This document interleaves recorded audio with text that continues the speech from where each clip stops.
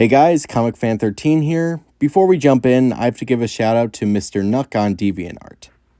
They were kind enough to allow me to use their design for WISP'S Shadow as inspiration for my take on the character. This doesn't affect anything story-wise, but it felt like it would be wrong if I didn't give credit where credit is due. So, with that out of the way, play the damn intro.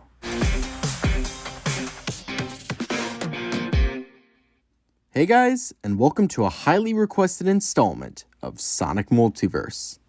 For as long as I've been making this series, people have been asking me to make what-ifs about if Shadow was created with a different DNA source. Now, I'll admit, hearing pretty much the same request on loop is a little old, but hey, I get why people want to see it. I mean, Shadow's origin has a lot to do with the Black Arms, so replacing his relation to them with someone else would definitely change a lot. So I caved and finally decided to tackle the most highly requested of these styles of what if Shadow was created with Mother Wisp DNA? For those of you unaware, the Mother Wisp is a very powerful alien deity and creator of all Wisp. Up to this point in the series, she's only made a handful of appearances in spin-off materials and the Sonic Colors DS port, but she is undoubtedly one of the most powerful creatures that has been seen in this series, short of gods like Dark Gaia, the End, Solaris, etc. Now, she only visited Earth briefly when Eggman stole all of her children, but what if she came to Earth earlier and met a very different Robotnik? That's what we'll be exploring today. So with all that out of the way, let's jump right in. As the sun began to peek out of the east side of the planet below, Gerald Robotnik was working tirelessly aboard Space Colony Ark. The Guardians unit of Nations had hired the professor to create an ultimate life form, both to cure all known diseases and, more importantly to fend off against enemies of their state. Of course, Gerald Robotnik hated the idea of creating weapons of war, especially living ones. But after his beloved granddaughter Maria was diagnosed with a terminal illness, Gerald was determined to work tirelessly to create that cure, no matter what he had to do.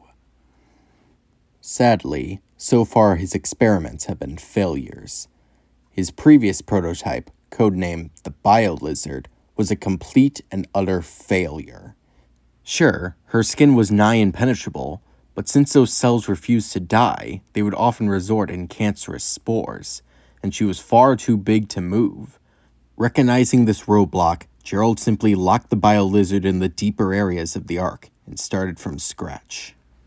Presently, Gerald Robotnik was experimenting with a Chaos Emerald Gunn had discovered a couple months back. He was hoping its energy could have some healing properties. Perhaps this could help him create an ultimate life form, or more importantly, save his granddaughter. As Gerald continued his work, as usual, he documented his findings.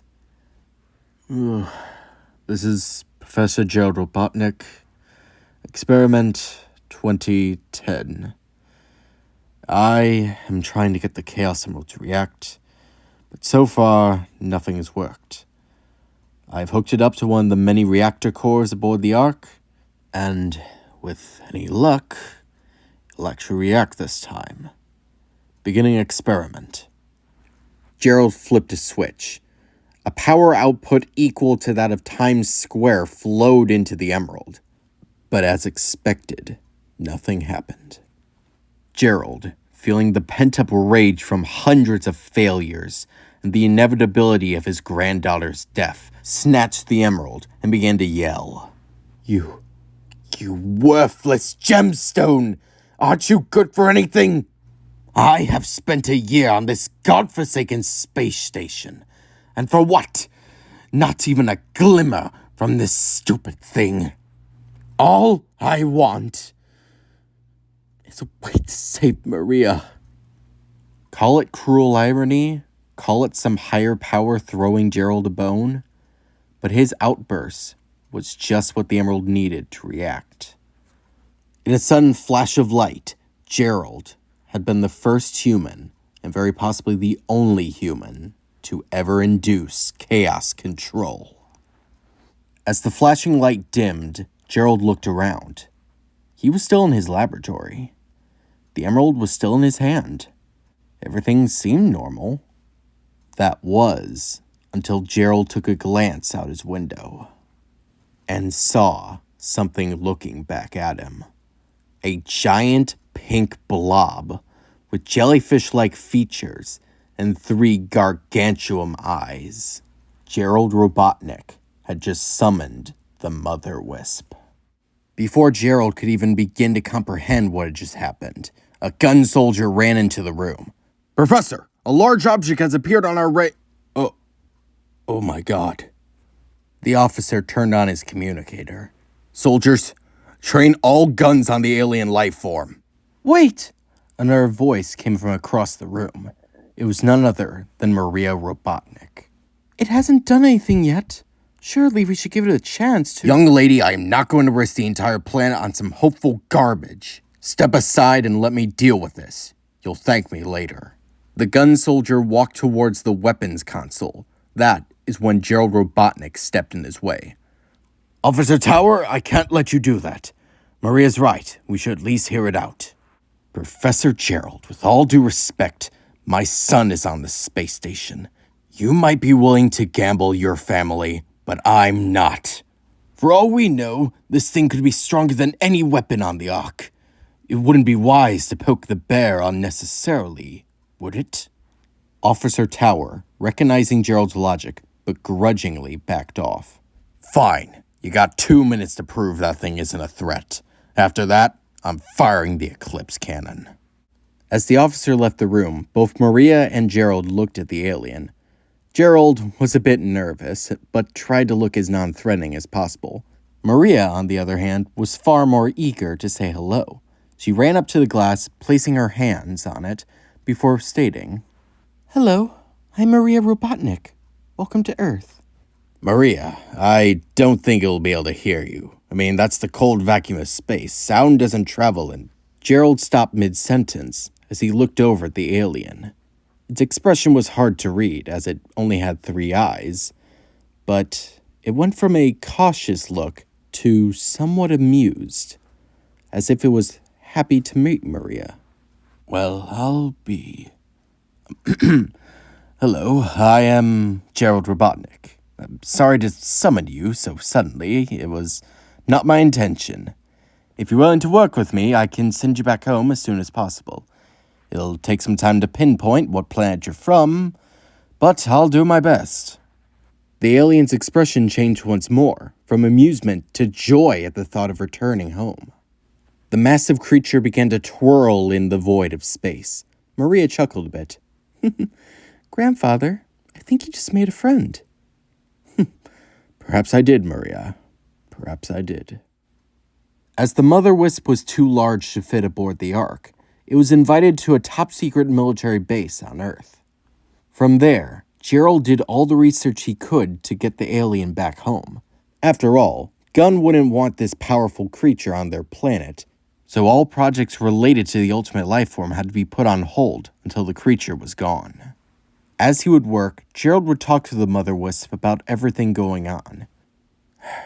"I always feel like I'm this close to finishing the ultimate life form project, but there's just something missing from it. I'd give anything for it to work, so that I could save Maria. In this world full of hatred and cruelty, she's been my only light at the end of the tunnel. I'd do anything for her." What am I saying? You couldn't understand. But the Mother Wisp did understand. Despite speaking a completely different language, it understood what he was going through. And seeing as he was helping her, she wanted to help him in return. The creature made a loud, joyful screeching noise, getting Gerald's attention. "What is it?" Without hesitation, the Mother Wisp took an energy capsule nearby her and fueled it with some of her hyper-Gohan energy, and presented it to the professor. "My word, this energy, it's off the charts. It's as if it's the power of creation itself. Maybe this is what I was missing. Thank you. I won't forget this. The energy hadn't just helped Gerald. By using it, he was able to track down the creature's home planet and give her the proper coordinates. Then you'll take a left at Pluto, and after 10,000 light years, you should be back home. The mother wisp gave off a joyful noise as Gerald smiled back at her. Happy travels, my friend. As the creature flew off into the stars, Gerald turned back to continue work on the ultimate life form, now with hyper-Gohan energy. It took many months to perfect, but by mixing the power of hyper-Gohan with that of the Chaos Emerald's energy, he was able to create the ultimate life form, Shadow the Wisp Hog. Despite his metaphoric and literal spiky exterior, he would grow quite close to Gerald and Maria. He would help Maria keep her spirits up despite her condition, and he served as a decent lab partner, as Gerald maintained parts of the Ark, such as the Eclipse Cannon. Around this same time, Gerald began to discover that Shadow was manifesting powers similar to that of the Mother Wisp, just on a far smaller scale. In addition to being able to tap into all the abilities of the different wisp species, he was able to emit a certain radiation. Similar to how the Mother Wisp is able to create, Shadow is able to mend. Gerald began experimenting to see if this energy could save Maria. Though the effects were small, after each treatment from the radiation, Maria seemed to be better and better. In fact, at the rate it was going, with enough time, Shadow would be able to heal Maria completely. Maybe he could even save others. But sadly, that's not what happened. After catching wind of just how powerful Shadow was, Gunn raided the Ark, hoping to lock Shadow away and silence anyone who knew of him. Gentlemen, there has to be some misunderstanding. I'm sure we can come to an agreement here. We have our orders, Professor. You can either come with us willingly or in a body bag. The soldiers trained their guns, and the scientists had no choice but to surrender. That's when they heard a pair of footsteps running down the hall. Shadow and Maria had heard everything and were making a quick escape attempt. Run, Maria! Run! Gerald was swiftly knocked out by one of the soldiers. That's enough, Professor. All right, men, you have your orders. He's too dangerous to get off this space station. Stop him.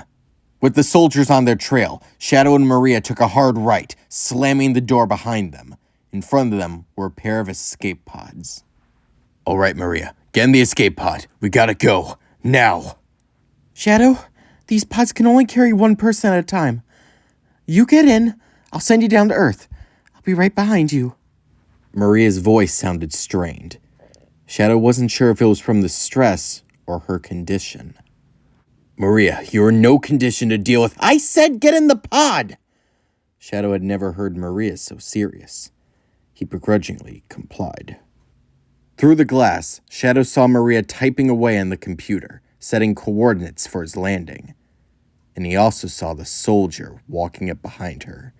Shadow began slamming on the glass, but before he could see the inevitable, the pod dropped.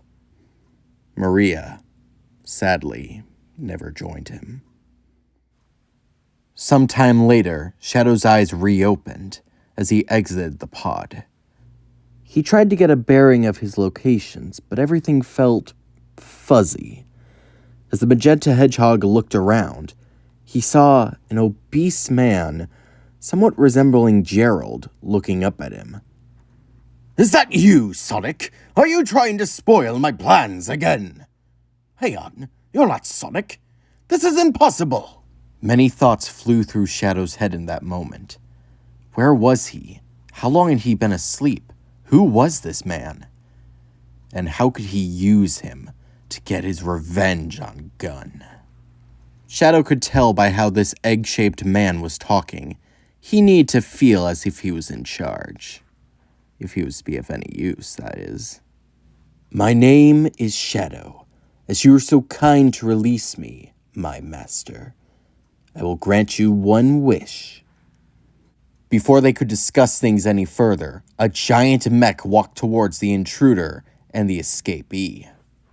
Please, let me show you my real power. Chaos, hover! Shadow focused his hyper-go-on energy into his air shoes, allowing him to skate around just above the ground. As he said, hovering. This gave him a great speed advantage, allowing him to dodge all the rockets and missiles shot by the mech.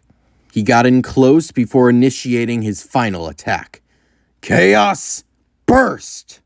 A barrage of orange energy shot out from the ultimate lifeform, destroying the mech in a single hit. After seeing the raw destructive power Shadow held, the man was very impressed. My, that was absolutely spectacular! I'm glad I could impress Dr. Ivo Robotnik. Or you can just call me Master. Well, Doctor, meet me on the Space Colony Ark. Bring a Chaos Emerald, and your wish will be granted. And with that, Shadow raced out of the facility to hunt down his own Chaos Emerald. And this is where we'll be leaving this what if for right now. I was hoping to finish up the events of Sonic Adventure 2 in this part, but it kind of dragged on for a bit longer than I expected. So I guess we're going to have to wait and see how this all plays out. I'm Comic Fan 13, and I hope you have a good day.